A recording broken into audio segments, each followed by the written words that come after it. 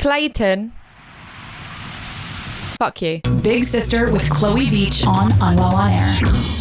Okay, I've got a little bit of wisdom myself. My cup is full and I'm going to pour my cup onto you. I hope that didn't sound wrong. Okay, we've got Amber. Hi, Chloe. Hi, gorgeous. How are you? Good. How are you? I'm good, thank you. So I'm calling in to ask for some big sister dating advice, if you don't mind. Oh my God, I am here for you. Offload on me, babe. Trauma dump. Okay, perfect. So I have been single for about a year and a half, and my ex was a friend of mine for about 7 years before we actually dated. So we started dating, and then he became a completely different person than who I knew. And I was getting treated so horribly in that relationship by him that I had no choice but to leave at that point. So I've spent the last year and a half, just working on myself in therapy, and I feel ready now to start putting myself out there again and meeting new people. But what I'm really struggling with is how do I open up again? That's what I'm really struggling now because I'm meeting people that are essentially strangers. Yeah. And my last partner was a longtime friend. Wow. Oh my God, that must be so hard. So hard. I mean, first of all, I was like secretly clapping my fingers when you said that you're like in therapy, you've been working on yourself, you're kind of ready to go back out there and take the leap. And personally, I know how hard that is to go from being in love with someone, being in a relationship with someone, then all of a sudden it's like they're strangers. And that is a complete processing moment of its own. So the fact that you're already out of the hardest part, like applaud yourself, honestly, because so many people that are listening have been through that and probably are going through that, and you're out of the other end of it. How old are you? I just entered my 30s, so I feel like I'm starting a whole new era of my life. That's so exciting. Yeah. That's so exciting. 30s, flirty and thriving. That is your new tagline. You need to walk loud and proud and wear that on a bandana, because at the end of the day, you've got the experience from being in that relationship with that guy, him turning on you and you realizing you're a boss bitch. Like, I don't want to put up with that. Right. I'm not doing that. So the issue isn't, oh my God, how am I going to trust again? Because the main thing that you have right now is you have that trust in yourself to make those hard decisions. You stand ground. Like, you need to stand on business when it comes to your own self-worth and your own self-love, because you've made the hardest decision, which is to leave that person. Now you're going into a new exciting chapter to like finding love again. And anyone can hurt you. Anyone, like even family. I think that's something that my therapist has told me over and over again. Chloe, if something does something, it's not to you. They're just doing it. And because you're the one that's in the way and you're the one that's like with that person, it kind of almost feels like a personal attack on what did I do wrong? Or, no, maybe I was the one that ignored the red flags. No, you didn't ignore the red flags. You walked away from the fucking relationship. Trust in yourself that you will meet someone and they will teach you things and you will experience new love and you will experience new love languages and new conversations. And it sounds like because you've been through what you've been through, you've unlocked like a new emotional intelligence. 100%. I learned so much from that relationship, and that is the one thing that I do pride myself on, is that, that's one thing my therapist said too, like, Amber, you're on the other side of it. Like, you're mourning the relationship, you're mourning the friendship. Like, of course that's painful, but like, you're the one that actually said enough is enough. Like, I'm done. Yeah. And, through therapy, I've been learning about attachment styles and love languages. What's your attachment style? I'm curious. I was told that I had a disorganized attachment style, but now I started working with an attachment coach on top of therapy, and now they finally said that I'm leaning secure. And I was like, wow, that's amazing. Oh my God, that's incredible. So you're already ahead of me, babe. You do not need my advice. I am fully embedded in anxious attachment. Like, I should walk around with a marker pen on my forehead. Anxious attachment style. I can't even begin to explain like how proud I am of you, because you've done the work. Thank you. Thank you. You're probably That's what they said, Amber, you're finally leaning secure, but you still have that little bit of anxious attachment in you that is the one part that's like holding you back from like being 100% successful. So I understand what you're saying. I still have those like little anxious moments where I'm like, you know, But then, do you know all what? this. Do you know what though? I was speaking to my therapist not long ago, and I said to her, I get a bit jealous and I get a bit insecure, and sometimes my boyfriend says to me, it feels like he's standing there in the middle of a field waving a flag saying I love you, and I just choose to ignore it, and I look at the weeds and I look at the bushes, and I'm like, oh, I can't see that you're loving me because I'm noticing all these other red flags. And I spoke to my therapist about that, and she said, okay, well, there's nothing wrong with that. There's nothing wrong with that, because it's not the anxious attachment style coming out. That's just you being fucking human. Like, you are trying to protect yourself. And that slight bit of anxious attachment that you're saying that you have, babe, you don't need to get rid of that, because that is your defense mechanism. That is your body armor. That is you wanting to protect your younger self. That is all the parts of you that is craving love and validation in the healthiest way, but you're still wanting to protect yourself. And don't ever lose that. Don't put that in a category where it's bad, because we need that in order to survive. We need to protect ourselves. Otherwise, who else is going to do it for us? You'll get there. I love that way of looking at it. That's a beautiful way to look at it. And I agree, because I feel like that is kind of what it is. It feels like me going, no, I have to protect myself. I have to protect, you know, my inner child. I've got to protect this and this and this. And yeah, you know, coming out of a relationship with somebody that I knew for so many years, you do kind of go into that protective measure, because when I entered that relationship, I was like, oh, this is going to be the classic, like, friends to lovers trope. Like, it's going to go perfect. And it was, you know, ended up being one of the worst relationships I've probably been in. So I did kind of go on the protective, and I was like, oh, you know, now I have to kind of block everybody out so I can, you know, start to open my heart again. And it is that kind of protective side, I think, that is still there, that's trying to, you know, keep me safe from ending up in something like that again. You and every other single woman out there is going through the same thing. Everyone has experienced or is experiencing this. So pat yourself on the back, give your younger self a massive fucking cuddle, because you're already at the finish line, babe. It's just life.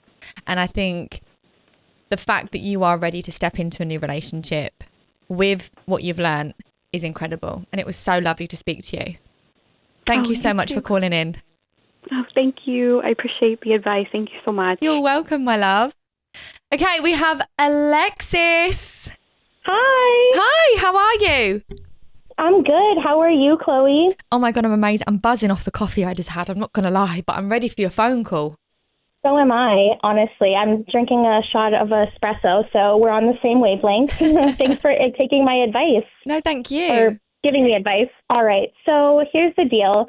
My best friend and I, we've been friends for a really long time, and she's been dating this guy for the last year. It's seemingly going pretty well, but she's gotten a couple anonymous DMs on Instagram and TikTok over the last few months from random people who then block her, saying that he's been cheating on her. Oh. And I know.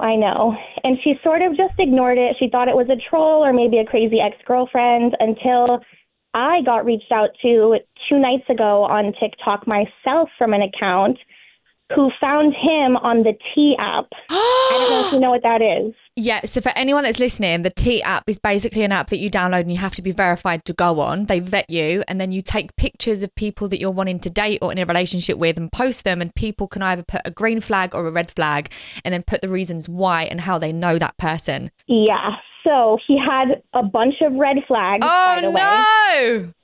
I know. And then I downloaded the app, I got verified, and I scrolled through the comments, and it was pretty much this one girl posting him saying, have you been on dates with my boyfriend? This was not my friend. And one of the comments said, yes, I have, on this specific date. No. So I called my friend, and we went to her text messages, and he's been weirdly, like, going ghost at, like, 8 or 9 p.m. when he gets off work, saying he falls asleep. And that's a red flag to me. We checked, and that happened on that night at 8 o'clock. Oh, my God, no. but she's still not believing it's true. I can't even believe the stress that you are under as a best friend or as a friend to her. I get it. You're going to want to protect her, bang her head against a wall and be like, babe, wake up. What is going on? These are the red flags. This is the proof. She's going to have to make her own mind up. And I think that's one thing you as a friend need to allow her to do. Because one thing you don't want is for her to resent you. And I think I've been in that position before where multiple people have said to me certain things about exes and I've gone, well, maybe it's different for me. Or, well, no, because he explained that this was the case or this was the reason why he done said thing. What has she said to the red flag thing and about the timestamps? And because they come up with receipts.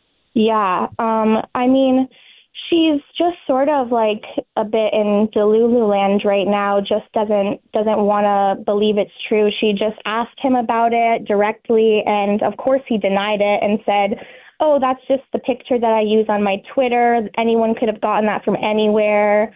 She didn't confront him about this specific night, though, but this has been a recurring theme. And she has his location, but anyone can just leave their phone at home, girl, you know? Anyone could just leave their phone at home, or he might even have a second phone. I would get her to just like run through his apartment and be like, right, where is that second phone, you know?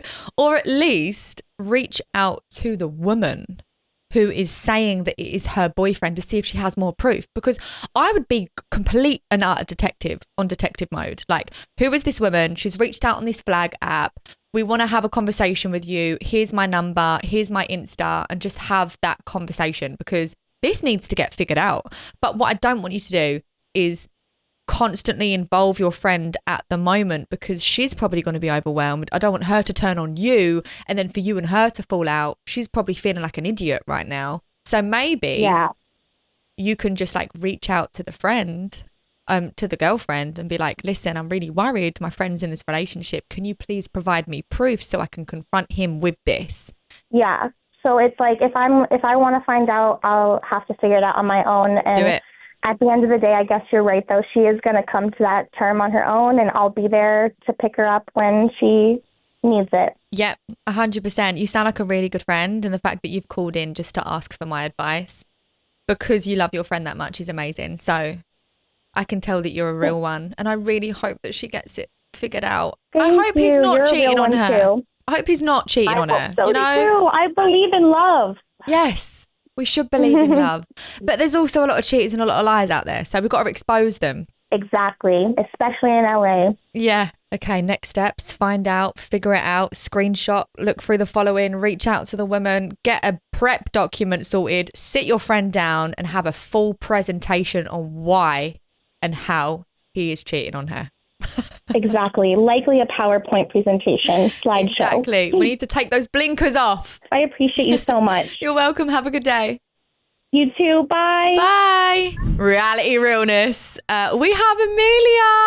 Hi. I'm so excited to be here to talk to you about Perfect Match. Honestly, you've watched the first 3 episodes. Yeah, I have. Well, no, I watched the first 6 episodes. Oh, yeah. She's a veteran. I am. I'm addicted. It's bad. But I specifically wanted to talk to you and get your opinions on 2 people originally from the Bachelor franchise. Okay. Yeah. Have you ever seen The Bachelor? No. Okay. No. I mean, being from the UK, it's different because we don't have The Bachelor in the UK. Sure. Oh, and you don't have the Bachelor UK version? Yeah, but I don't really no one watch cares. it. No one Yeah, cares. no one really cares. It's not as big as what it is in America. Sure. It'll be interesting to see your take on it though, because I was on season 1 of Perfect Match.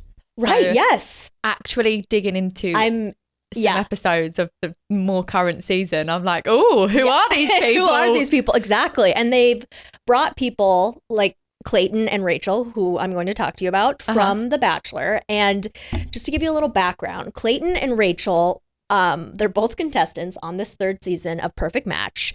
But originally they were on the same season. He was The Bachelor a few years ago. Okay.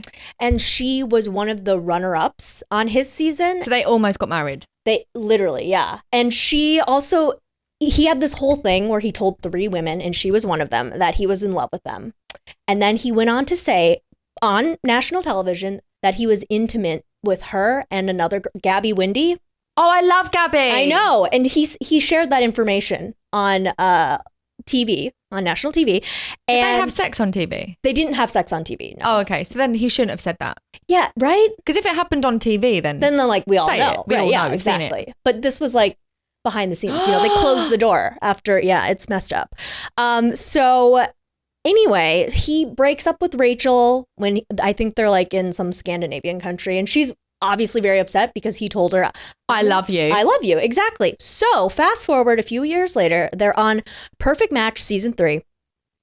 And Clayton is part of like the original cast. Okay. And Rachel comes in as like a bombshell. Yeah. I think we're all using that term now. I see that on social media, actually. Yes. Yeah. And he's like surprised. He's so shocked that she's there, which is like. Perfect Match produces little fuckers. Aren't they? Oh my God. I remember they brought Mitchell on for me. That is so rude. Mitchell. And I'm like, oh, they know what they're doing. Go. They know what they're doing. No, they 100%. So, but he is so convinced in his own delusion that this is a sign. She's here for a reason. And he goes on to say that several times. Stop it. And he like, she went on a date with someone else and then he like pulled her for a conversation and was like, this is fate. This is fate. And I cannot believe you're here. He like references his iPhone where he has like some "This is fate" background on his phone, which is just like from Pinterest. Yeah, exactly. Stop you're just like, Clayton, please. So, and she's obviously like, I liked you so much. Like I was in love with you and you've hurt me several times before, but she's here. I'm moving on. She's moving. I'm ready for love. But he convinces her to match up with him. Convinces or manipulates? Manipulates. Okay. Yeah, exactly. And she also, I think she's in a vulnerable position because the person she was brought in to like match with had a stronger connection. Oh. So she's going to go home. So basically like, I know that feeling and it's fucking horrible because when you're put in the villa and someone that you're going in with has a stronger connection, it's either, okay, I'm going to get sent home if I don't at least match with someone. Right. Exactly. Or I like have to at least stay in the villa to see what my chances are with someone else. And obviously Clayton, first person, she's mine. Exactly. Which is crazy. And then he says to her, he's like, this is fate, it's everything. And she's like, you've hurt me before, but okay, sure. So they match.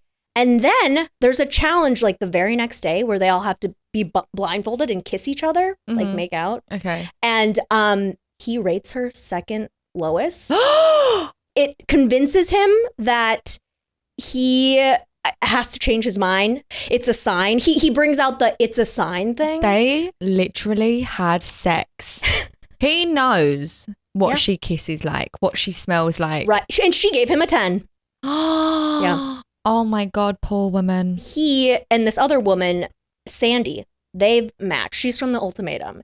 And they match in terms of like they gave each other the highest scores. Mm-hmm. So they put them in a boardroom together, even though they're in different matches. And Clayton is already like trying to spit game with Sandy. Oh, like it's bad. It's bad. And he then tells her like, I will, like, he's like a martyr. He's like, I will send myself on a date if it's women. Oh, we've heard that one before. Yeah. I'm going to sacrifice myself for the sake of this relationship. Exactly. By going on a date with another woman. Right. Yeah, exactly. What would you have done if I was in his position? Or her position. Or her position, yeah. Oh, I would just call it out for what it is. I think women are so like, they shy away from confrontation when it comes to manipulative men. Right. Because it's like, well, now I feel like I'm the problem. Now I feel like I've done something wrong. And what if I didn't see the signs? Because a man will tell you he loves you and then say, oh, do you know what? It's just not working. And then the woman will be like, well, what did I do to make it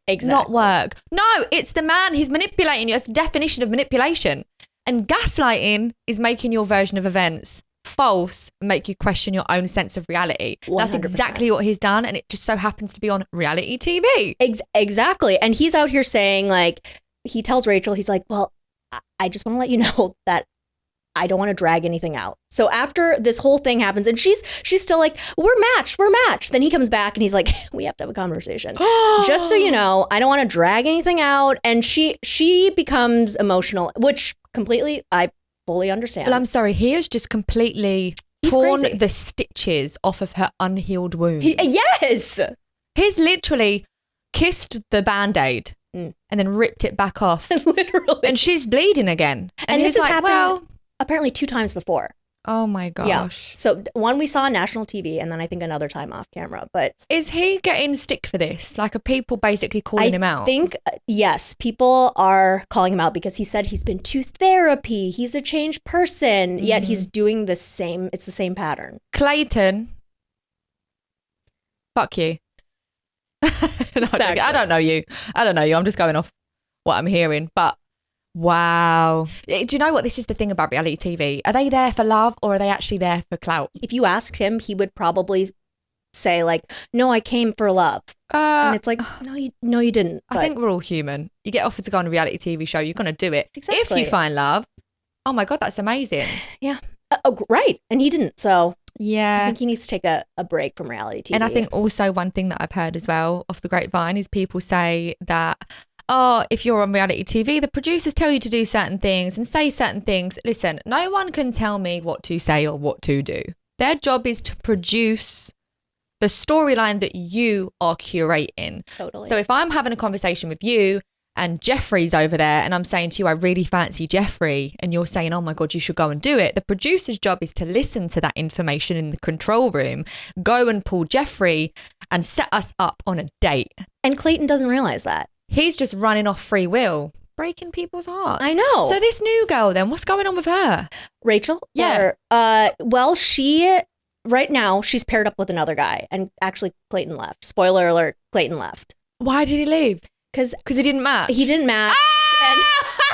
And I think Stop it! he like, I think if I remember correctly, he like kind of is like, well, I guess Calm as a bitch. Yeah. Calm as a bitch, Clayton. Exactly. Sorry. Exactly. You didn't find love. Babe, listen, you tried. It must be fate. Screenshot that and put that as your background. Yeah, the face of Clayton leaving.